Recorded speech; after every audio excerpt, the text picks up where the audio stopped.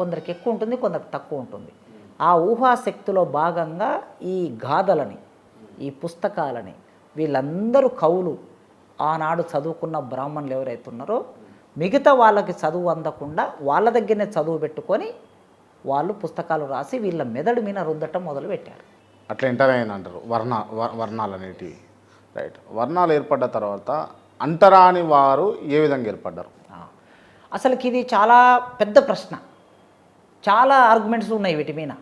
అంబేద్కరు, తర్వాత మెల్లరు, తర్వాత రొమిల తాపరు, చరిత్రకారులు, సామాజిక శాస్త్రవేత్తలు భారతదేశంలో వర్ణ వ్యవస్థ ఎట్లా ఏర్పడింది, వర్ణాలు కులాలు ఎట్లా మారాయి, కులాలు అంటరాని కులాలు ఎట్లా మారాయి అనేటటువంటిది జరిగింది.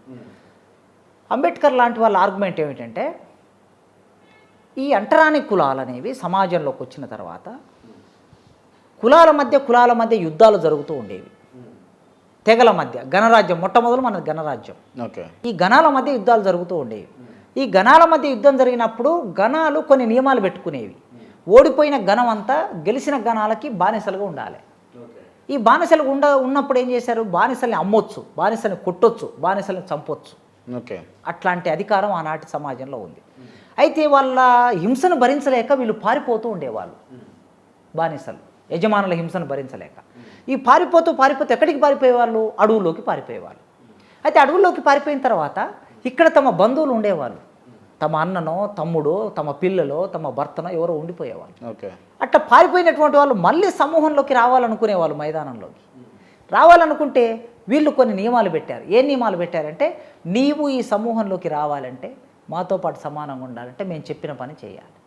సరే, ఏం పని చేయాలంటే ఇక్కడ మలమూత్రాలు ఎత్తేసే పని, గ్రామాలని శుభ్రం చేసే పని, చనిపోయిన మృత కళయబరాలు, పశువుల మృత కళయబరాలు ఉంటాయి, ఈ మృత కళయబరాలని తీసేసే పని, ఈ పనులు నువ్వు చేస్తా అంటే నీకు గ్రామంలోకి రాణిస్తాం. అడవుల్లోకి పోయినటువంటి వాళ్ళు రానివ్వడానికి ఇది షరతు పెట్టారు. షరతు పెడితే సరే మా ఊళ్ళతో పాటు ఉండడానికి ఒక అవకాశం ఉంది కదా, ఎన్ని రోజులు ఈ అడవుల్లో ఉంటామని చెప్పేసి అట్లా మళ్ళీ లోపల నుంచి బయటకు వచ్చిన వాళ్ళు వీళ్ళు అంటరాని పనులని, ముట్టరాని పనులని, నీచమైన పనులని చేసిన వాళ్ళ మీద అంటరాని మనుషులుగా ముద్ర వేసి వాళ్ళని ఊరికి దూరంగా దక్షిణం వైపో లేకపోతే ఉత్తరం వైపో వాళ్ళ ఇండ్లు ఉండేటట్లు నిర్మాణం చేశారు. అట్లా అంటరానితనం అనేది సమాజంలోకి రూపొందింది.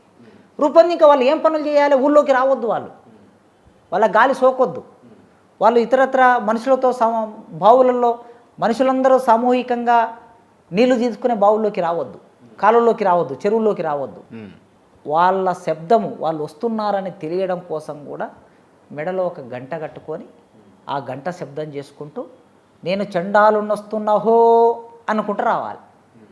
ఆ బయట రోడ్ల మీద అక్కడిక్కడ ఉన్న వాళ్ళందరూ చండాలుడు వస్తున్నాడు కనుక అతని గాలి మనకు సోకుతుంది కనుక మనం అందరం ఇళ్ళకి వెళ్ళి తలుపులు వేసుకోవాలి అని అందరూ వెళ్ళి తలుపులు వేసుకునేవాళ్ళు. ఆ చండాలుడు వచ్చి ఆ రోడ్ను శుభ్రం చేసి ఆ మలమూత్రాలను తీసుకొని మళ్ళీ వెళ్ళిపోయే వరకు వాళ్ళ ఇళ్ళల్లో ఉండేవాళ్ళు. అసలు ఆ చండాలుడు లేకపోతే ఆ అంటరాని వాడు ఏ కులాలకు చెందినవాడు? ఇప్పుడు భారతదేశంలో మనము కుల వ్యవస్థ నిర్మాణం 1931లో జనాభా లెక్కలు జరిగినప్పుడు షెడ్యూల్డ్ క్యాస్ట్ అనే ఒక జాబితాని అంబేద్కర్ తయారు చేసినప్పుడు ఈ షెడ్యూల్డ్ క్లాస్ ఇదంతా ఒక దగ్గర ఉంటుంది. ఇందులో ఎవరు వీళ్ళు అంటరానితనం అనుభవించే వాళ్ళు అని అంటే చమార్, మహార్, మాంగ్, మోచి, మేతార్, రెల్లి, ఇట్లా కులాలు. ఆయన రాజ్యాంగ దాదాపు 1700 కులాలు ఉన్నాయి. దేశవ్యాప్తంగా అన్టచబిలిటీ అనుభవించే కులాలు. మన తెలుగు నేల మీద చూస్తే 61 కులాలు ఉన్నాయి. అక్కడ చమార్, ఉత్తరప్రదేశ్లో మధ్యప్రదేశ్లో చమార్ అంటే ఇక్కడ మాదిగా అని అర్థం. మహారాష్ట్రలో మధ్యప్రదేశ్లో మహర్ అంటే ఇక్కడ మాల అని అర్థం. అక్కడ మాంగ్ అంటే ఇక్కడ మాంగులే, అక్కడ మోచి ఇక్కడ మోచి, అక్కడ రెల్లి లేదు ఇక్కడ రెల్లి ఉంది. ఇంకా వీటితో పాటు డక్కలొళ్ళు, సిందొళ్ళు, మాస్టోళ్ళు, బుడగజంగం వాళ్ళు, వీళ్ళన్నీ బైన్లోళ్ళు, ఇవన్నీ కులాలకు సంబంధించినటువంటి వాళ్ళు ఇవాళ అంటరానితనాన్ని అనుభవిస్తూ షెడ్యూల్డ్ క్యాస్ట్ జాబితాలో ఉన్నారు. రైట్. ఓకే. మీ గ్రామంలో, మీ ఊర్లో చిన్న ఉన్నప్పుడు మీరు ఎప్పుడన్నా ఫేస్ చేసిరా అంటరానితనం? భారతదేశంలో పుట్టిన ప్రతి మనిషి ఖచ్చితంగా అంటరానితనాన్ని ఫేస్ చేస్తారు. అంటరాని కులాల్లో పుట్టిన వాళ్ళు కొందరు అంటారు మేము ఎప్పుడు ఫేస్ చేయలేదు అని అంటారు. వాళ్ళకు తెలియదు. అవతలోడు నీ పట్ల అంటరానితనాన్ని పాటించాడనే విషయం వాడిని స్పృహలోకి రాదు. ఓకే. రాదు కనుక చెప్పలేరు కొందరు. అట్లా నేను గ్రామంలో పుట్టినవాడిని, గ్రామంలో పెరిగినవాడిని కనుక గ్రామంలో ఖచ్చితంగా ఈ దేశంలో గ్రామాలంటే అన్టచబిలిటీకి కేంద్రాలు, వెలివేతకు కేంద్రాలు.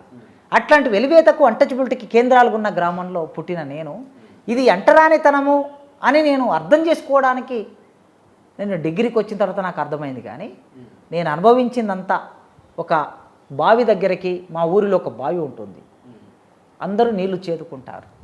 ఆ బావి దగ్గరికి వెళ్ళి మేము నీళ్లు చేదుకోవడానికి అవకాశం లేదు. మేము కుండ తీసుకెళ్ళి అక్కడ నిలబడాలి. నిలబడితే ఎవరైనా దయదలిసి బకెట్లో నీళ్లు చేది తీసుకొచ్చి మాకు పోస్తే ఆ కుండను మేము తెచ్చుకోవాలి. మీ కుండ బావిలో పెట్టొద్దు, బావిలో పెట్టొద్దు, మేము బకెట్ చేదొద్దు, బావిని ముట్టుకోవద్దు. అక్కడ బావి ఉంటే ఇంత దూరం మేము నిలబడాలి. అది అన్టచబిలిటీ. తర్వాత కొద్ది కాలానికి బోర్లు వచ్చాయి, హ్యాండ్ పంపులు వచ్చాయి. హ్యాండ్ పంపులు వచ్చిన తర్వాత ఈ హ్యాండ్ పంపులు ఎస్సీల గేరికి వచ్చాయి. మొట్టమొదలు ఎస్సీల దగ్గరికి వచ్చినాయి.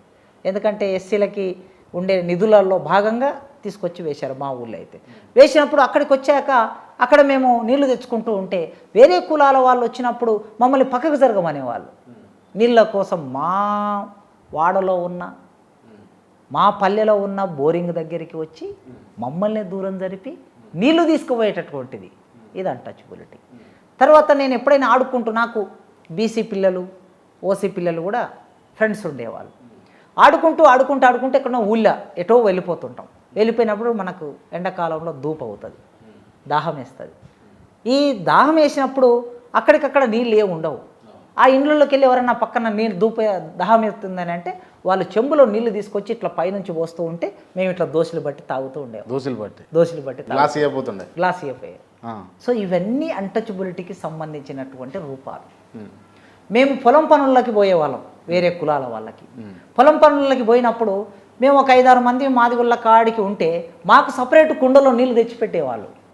ఇట్లా వాళ్ళ కుండలనే మేము నీళ్ళు తాగాల్సి వస్తే వాళ్ళు వచ్చి ఆ కుండను ఎత్తి ఇట్లా పోస్తూ ఉంటే మేము చేతులు ఎత్తి తాగాలి, చేతులు పట్టుకొని దోశలు పట్టుకొని తాగాలి. ఇవన్నీ నేను అన్టచబిలిటీ అనుభవించాను, బాల్యంలో అనుభవించినటువంటి అన్టచబిలిటీ. సరే, తర్వాతి కాలంలో అది అన్టచబిలిటీ అని తెలియదు నాకు. వ్యవస్థ నిర్మాణం అట్లుంది కనుక మాది వాళ్ళు ఇట్లే ఉంటారు అనేది అందరికీ తెలుసు కనుక ఊళ్ళో అట్లుండేది.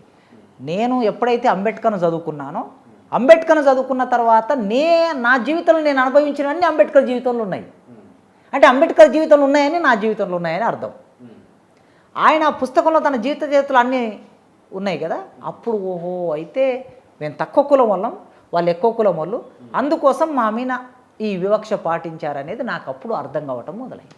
Okay, right. అంటే ఇన్నేళ్ళు అవుతుంది రాజ్యాంగము అమలుపరుచుకొని స్వతంత్ర భారతదేశంగా మనము భారతదేశాన్ని తెచ్చుకొని, కానీ ఇప్పటికీ అన్టచబిలిటీ ఉంది అని అంటే మీరు ఏమంటారు? ఖచ్చితంగా ఉంది, ఇప్పటికీ అన్టచబిలిటీ ఉంది.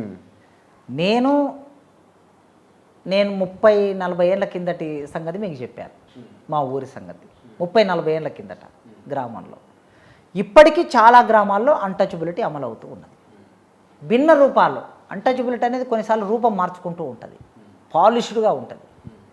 పట్టణాల్లో కూడా అన్టచబిలిటీ ఉంది, పాలిష్డ్గా ఉంటుంది. ఇప్పుడు అంటే నేను నిమ్న వర్గాలలో పుట్టి అన్టచబిలిటీకి గురై కూడా నేను గురి కాలే, నాకు ఇంతవరకు తెలియదు అనేటోళ్ళు ఏ విధంగా ఫేస్ చేసి ఉంటారో మీరు ఒకసారి చెప్పారా? ఖచ్చితంగా. ఇప్పుడు వాళ్ళు ఇల్లు కిరాయి కోసం పోతారండి పట్టణాల్లో. నాకు ఇల్లు కిరాయి కావాలని పోతారు. పోయినప్పుడు అక్కడ ఏముంటుందంటే ఓన్లీ వెజిటేరియన్స్ అని ఉంటుంది. ఆడ వీడికి తెలియదు అది. అడుగుతారు, మనతో మాట్లాడతారు. జస్ట్ నవ్వు ఒక 15 రోజుల కిందట నా దగ్గర పిహెచ్డి చేస్తున్న నా స్టూడెంట్ గురుకుల డిగ్రీ కాలేజీలో జాబ్ వచ్చింది. గురుకుల డిగ్రీ కాలేజ్ జాబ్ వచ్చిన తర్వాత వెళ్ళి జాయిన్ అయ్యాడు. నేను 15 రోజుల కిందటి సంగతి చెప్తున్నా. జాయిన్ అయిన తర్వాత ఆ ఊరిలో ఒక ఇల్లు తీసుకోవాలి, రూమ్ తీసుకోవాలని వెళ్ళి ఊరంతా వెతికాడు. వెతికిన తర్వాత ఎక్కడ వెళ్ళినా కూడా ఒక రూమ్ దగ్గరికి వెళ్ళాక ఫస్ట్ ఆ పిల్లవాడు కొద్దిగా చూడడానికి మంచిగానే ఉంటాడు, సంస్కారవంతంగా మంచి బట్టలు వేసుకొని ఉంటాడు. మీ పేరు ఏం పేరు? సో పేరు కూడా చాలా బాగుంది. అంటే ఇప్పుడు మీడియాలో పేరు చెప్పడం బాగుండదు కనుక చెప్పట్లేదు. పేరు కూడా మంచిగా చాలా జాగ్రత్త పేరు ఉంది. పేరు వీళ్ళ తెలియదు. గతంలో అయితే ఎల్లయ్య, మల్లయ్య అని అంటే తెలిసిపోయేది, పుల్లయ్య అంటే తెలిసిపోయేది. కానీ ఇప్పుడు పేరు చాలా పాలిష్గా ఉంది, అర్థం కాలే. అర్థం కాకపోయిన తర్వాత కొద్దిసేపు అయినాక అంతా వచ్చి మీరు వెజిటేరియన్స్ అని అడిగారట. అడిగితే లేదు మేడం నేను నాన్ వెజిటేరియన్ అన్నాడట. ఓ నాన్ వెజిటేరియనా, అచ్చా అయితే మరి మీది ఏ క్యాస్టు అని నెక్స్ట్ ప్రశ్న వేశారట.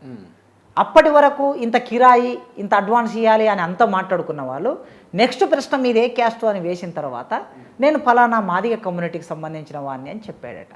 చెప్పగానే అయ్యో అయితే నేను ఒక్కసారి మా సార్తో మాట్లాడి చెప్పాలండి అన్నదట. రైట్, ఒక్క నిమిషం సార్. అంటే సేమ్ యాజ్ ఇట్ ఈజ్ కొంతమంది నా మిత్రులు జరిగినటువంటి అంశాన్ని నేను చెప్తా ఉన్నా. మీరు చెప్పింది ఒక రకంగా డైరెక్ట్ అడిగారు. కొంతమంది నిజంగా రూమ్ చూడడానికి పోయినప్పుడు లేకపోతే ఏదైనా రెంట్ కోసం పోయినప్పుడు వీళ్ళకి తెలియదు, తెలుసుకోవాలి కాబట్టి మీరు రెడ్డిలా లేకపోతే ఇంకోటా అని చెప్పేసి అనేస్తారు. అన్న తర్వాత వాళ్ళు ఒరిజినల్ చెప్పాలి. అప్పుడు అవును, ఇండైరెక్ట్గా డైరెక్ట్గా అడగలేక మీరు ఏముట్లు అని అడగలేక ఈ లాజిక్స్లు కూడా బాగా ప్లే చేస్తూ ఉన్నారు. అట్లా ఇప్పుడు ఇంకా ఎంత పాలిష్డ్గా మారిపోయిందంటే మెట్రోపాలిటన్ సిటీస్లలో అపార్ట్మెంట్లు నిర్మాణం జరుగుతున్నాయి. ఒక 20 మంది అపార్ట్మెంట్ నిర్మాణం జరిగితే 20 మంది ఒకే కమ్యూనిటీకి సంబంధించిన వాళ్ళు దాన్ని కొనేస్తారు, వేరే వాళ్ళకి ఇవ్వటం లేదు. నేను మొన్న ఒక దగ్గర ఒక ఫ్రెండ్ వాళ్ళు తీసుకుంటున్నారంటే చూద్దామని వెళ్ళాను. ఓకే, వెళ్ళిన తర్వాత చూస్తే అక్కడ మేము ముస్లింలకు ఇవ్వమండి అని ఓపెన్గా చెప్పేశారట ఒకటి. తర్వాత ముస్లింలకు ఇవ్వము అన్న తర్వాత నెక్స్ట్ స్టెప్ మేము క్రైస్తవులకు ఇవ్వమండి అంటే క్రైస్తవులు అంటే ఎవరు ఉంటారు ఈ దేశంలో? దళితులే క్రైస్తవులు ఎక్కువ మేరకి 80% 90% వాళ్ళే ఉంటారు. అట్లా మనకి గేటెడ్ కమ్యూనిటీలు నిర్మాణం అవుతున్నాయి. నేను ఒక గేటెడ్ కమ్యూనిటీ చూశాను. ఒక పెళ్లి కోసం వెళ్ళి ఒక 40 ఇండ్లు ఉన్నాయి.